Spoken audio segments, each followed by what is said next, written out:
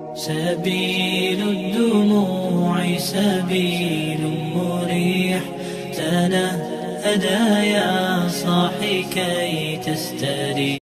Ada seorang muslim di Amerika, dia tinggal di sebuah pemukiman di Amerika itu, yang di situ banyak geng-geng penjahat, orang-orang yang berkulit hitam yang tiap hari memerkosa, membunuh orang, saling perang. Tapi dia nggak bisa apa-apa karena memang dia tinggal di wilayah situ bersama dengan orang tuanya. Tapi karena orang tuanya mendidiknya Islam, dia pakai jilbab. Setiap hari dia harus melewati gang-gang orang-orang ini. Jadi dia berusaha supaya tiba di rumah sebelum terbenam matahari. Karena kalau sudah malam, sudah gelap, udah kumpul tuh geng-geng semua di situ. Ringkas cerita adalah cerita kisah nyatanya. Muslimah ini pulang dari kampusnya agak malam pada satu hari. Sudah gelap, dia nggak punya pilihan, harus melewati gang-gang yang penuh dengan orang-orang jahat ini.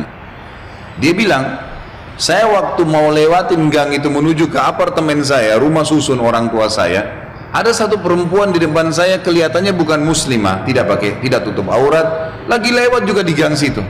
Tiba-tiba saya lihat dengan mata saya dikeroyokin oleh laki-laki itu, dipegangin, ditarik dengan paksa, dimasukkan ke dalam sebuah tempat dan terdengar suara teriak-teriak, kemungkinan diperkosa. Dan mereka sudah punya tim, jadi yang narik ke dalam itu beberapa orang, nanti diperkosa, yang lainnya berdiri di depan gang seakan-akan tidak terjadi apa-apa. Nanti mereka gantian memerkosa orang, hampir tiap hari pekerjaan begitu. Maka muslimah ini mengatakan, saya lihat depan mata saya itu, tapi saya nggak bisa berhenti. Saya mau kemana? Mau ke kampus sudah tutup, mau ke tempat teman-temannya jauh, rumahnya tinggal beberapa langkah, harus dilewatin. Dia bilang, lalu saya berdoa kepada Allah, ya Allah, sebagaimana aku meyakini kamu ada, kamulah yang telah memerintahkan aku untuk menjaga kehormatanku, jagalah kehormatan ini. Dia bilang, lalu saya bertawakal, jalan aja sudah, apa yang terjadi terjadi, karena nggak ada opsi.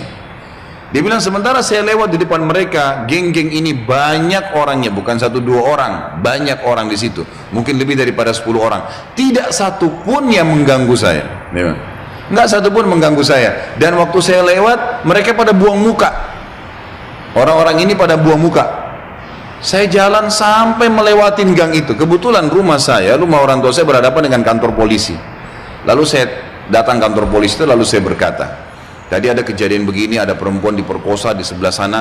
Polisi pun akhirnya menerima laporan tersebut, lalu memeriksa, kena dekat, betul terbukti ditangkap, masih ada perempuan tadi dan memang diperkosa. Akhirnya ditangkap semua di penjahat-penjahatnya. Sementara ditangkap, dia bilang, waktu masuk di kantor polisi, mereka tahu saya yang lapor, saya pakai jilbab ada di situ. Tapi mereka setiap lihat saya pasti buang muka. Kayak orang, bukan buang muka karena marah ya, kayak orang yang ketakutan melihat saya, dia bilang. Sampai masuk di penjara semua. Sudah terungkap masalah itu, dia bilang, saya penasaran. Saya bilang sama polisi setelah itu, bisa nggak saya sebelum pulang, saya mau temuin penjahat-penjahat itu. Kata polisi, silahkan. Datang ke sana, dikawal, dia datang, dia tanya. Waktu dia bilang, saya masuk ke penjara, semuanya pada tunduk, gak ada yang berani lihat saya. Saya jadi bingung, ada apa sebenarnya, gitu kan? Saya seorang wanita, cuma pakai jilbab. Ini penjahat-penjahat terkenal tiap hari perkosa orang, tiap hari bunuh orang, nggak ada yang ditakutin, gitu kan? Maka saya bertanya, saya mau tanya, saya yang ngelaporin kalian, gitu kan? Maka semuanya, ada satu orang yang menjawab, mengatakan, kami tahu kalau kamu yang melaporin, gitu kan? Terus kata si perempuan ini, kalian tidak marah dengan saya? Karena ini nanti ke depannya siapa tahu mereka lepas dendam. Nggak ada yang nyaut, diam aja semuanya. Terus dia bilang, saya mau tanya, kenapa waktu saya lewat tidak ada di antara kalian yang mengganggu saya? Saya ingin tahu apa sebabnya. Ada satu orang, dia tidak angkat matanya ke arah perempuan, cuma dia tunduk, dia mengatakan, dari tadi, dari anda lewatin gang sampai sekarang, di belakang anda banyak orang yang menggunakan baju-baju putih yang menemani anda, dan badannya besar-besar, kami takut. Perempuan ini bilang, saya tiba-tiba gemetar, hampir jatuh, kaget dengan informasi itu. Tapi itu kisah nyata, gitu kan? Kisah nyata. Dia bilang pun, kalau begitu baiklah, dia keluar, lalu dia ceritakan kepada keluarganya. Tapi apa yang kita ambil pelajaran dari kisah ini? Keyakinan kepada Allah Subhanahu wa Ta'ala mendatangkan pertolongan yang memang tidak masuk di akal manusia, tidak masuk di akal manusia, nggak bisa, susah untuk dihubungkan itu.